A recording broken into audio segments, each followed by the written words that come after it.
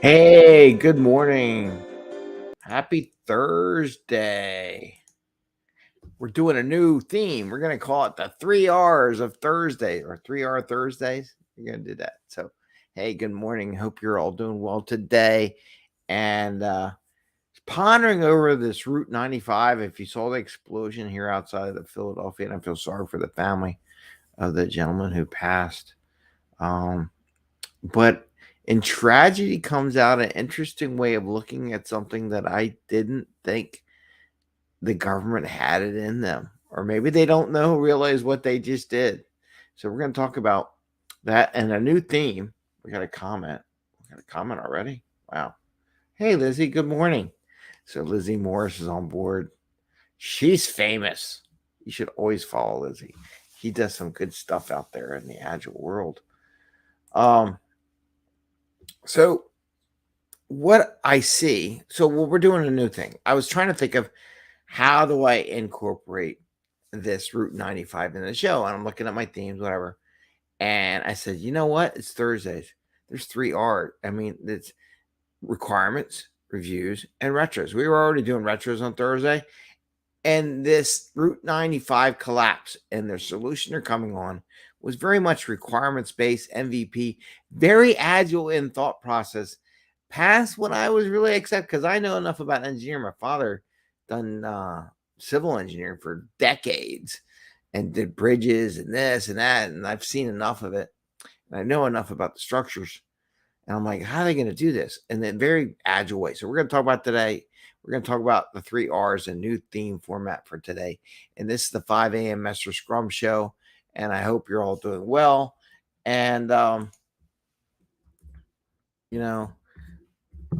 what we try to do is find ways of some tactical and practical ways to get stuff done and without working extra hard. And this is really interesting how this came out. What they're doing fits into that mold, and we there's ways to do this, bring the value without working extra hard and having some fun. I don't know if this is fun, but it's much more funner than not having a highway for like a year. So let's talk about this. So we're doing a new format for Thursdays. It's going to be requirements, reviews, and retros. Expanding the different types of contents that I can put on Thursday. And they all have R's, and we know on the calendar people put R's for Thursday. So it actually worked out good. I'm like, what can I do? So I said the 3 R's. Wow, look at it. I found that for Agile all around us. Yes. So this is what Lizzie says. Wow, look at that you found that for Agile. So all around us. Yes. So, but what will be really interesting is that Lizzie's talking about found it everywhere. I don't know if the people who are doing it actually realize they're being agile. And I might try to reach out to those people. If anybody knows anybody in the transportation department, I'm going to go reach out and see if I can't locate some people and ask them, did you think of it this is an agile way when you did this? So here's a scenario. Poor person took the turn too fast with the gas truck. It hit a wall, it exploded, he passed. And again, I feel sorry for the family. And it blew up 95. I mean, the whole structure. And people are like, oh, they can do it. I'm like, yeah, I don't know. There's a lot of heat. It can melt things. It's not going to be sound. Knowing the government, it has to be, so many ways from Sunday safe. And I'm thinking this is going to take months because they got to design. I mean, think of this requirements process, right? Classic, right? Well, two main requirements. One, we have to have 95 going on. Another one, we have to have an exit ramp for this Cotman Avenue that's right there. And if they kept those requirements all together, how many times you go in a session? We need all these requirements, everything to be due so we can have the value. We can't produce anything without all these requirements made.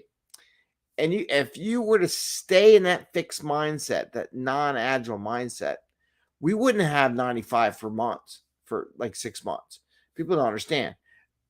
The highway girders aren't built. They have to be forged and melted and built. You don't know what the dimensions are. You can't just turn this around. You got to clear it out. You got to rebuild structures, all kinds of stuff. There's lots of stuff to go in that to make a safe bridge crossing. And this is what they came up with. And I was listening to it the other day.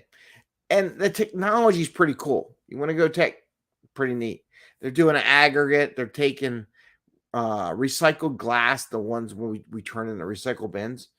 Um, and they form it, and it's really neat company. Would love to talk to them too. And they mix it with some adhesives. They bake it in an oven or whatever the heat they use, and it becomes a real lightweight aggregate. It's cool, but that's not the cool part. The cool part, they changed their MVP. So think about this value. So value of cars, thousands and millions of cars going up, and it's the summer. Philadelphia, 95, up and down. It's a major corridor going through, going to the beach, all this kind of stuff. Lots of millions and millions and millions of dollars at risk here with 95 being shut down. Trust me, it is not a pretty sight. So somebody said, you know what? Do we really need to have everything working? Do we really need to have 95? Do we really need to have an exit ramp for Cottman Avenue, which is a big artery in Philadelphia? I mean, we're talking millions of cars here to be working. Someone must have said, no, we don't have to have that. Primary goal, primary MVP is to get 95 working. How do you do that? They decide they're going to dump all this material, just dirt. It's really dirt and glass form. Fill up the area underneath that 95, and they're just going to pave over it. So their MVP is to get cars transitioning through 95, right? So they're going to get it set up so it can work. Now think about what they said. They eliminated the other thing where most of these requirement people are like, we need everything. We can't go to production. We can't do it without having that working. Somebody made the agile decision. Well, no, there's more value right now in getting 95 in operation than there is to get the Cottman Avenue off ramp. So that is the agile way of thinking, and it's amazing. I didn't think the government had it in them to think out of the box. Like, we need all these requirements met, or we can't do nothing. And they decided, no, the value is 95. Somebody in there thought very agile. I'm going to try to find them and interview them and ask them, because that's pretty amazing thought process. But it's true, right? So now you're going to get millions of cars. You're going to get traffic going back, people going in the city, work from home.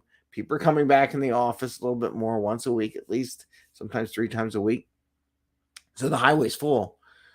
So they're going to fix the highway. Think about this. Now, they set that up. They got value. They got revenue. They got stuff coming in. Okay. In the meantime, they're redesigning the bridge. They're getting ready for dimensions and all that stuff, to Cassie's steel girders that they're going to need to go across, right? So that's going in the meantime. But they're making revenue. And the same time, they're making another design for MVP number 2, right?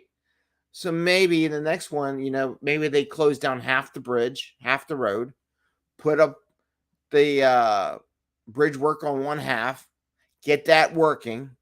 And then when that's working, they switch the lanes to the other side. Maybe they're only getting 2 lanes. They're not getting 6 lanes.